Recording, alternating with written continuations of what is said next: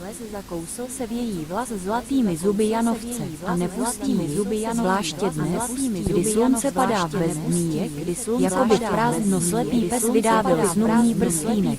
Co bylo dříve ve formách, je možná obsah vesmíru. Po údržbích ti proudí strach ve strachu o svou přemíru. Hled běsí líbá Venetu a potom druhou obě dvě. Zakrváceně bledne jak prostěradlo po svatbě a její přeludový zvyk ničí dle skutečnosti dne. Duše má duší několik na jedno tělo jediné, však brzy rozešvěná běl se vlak na pleti dohne tmou. Tělo má více těl na jednu duši jedinou. Na svém sobě duše její ližas a svá jednu duša svědí a něco chce. Les zakousí se v její vlas zlatými zuby janovce a nevlastní zuby zvláště zlatými zuby Janové padá v bezdmíje, kdy slunce prázdno šlejí pes vydávil snubný prstýnek. Právě v formách je možná obsah vesmíru.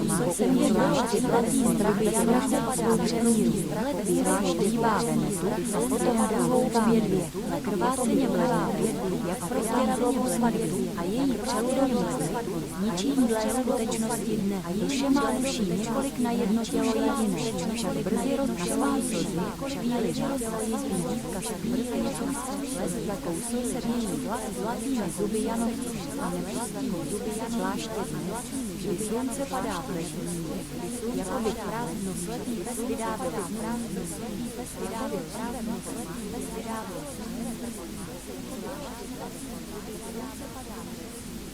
Zvláště prázdno slepý slunce padá v bezdmíje, jako by prázdno slepý pes vydávil.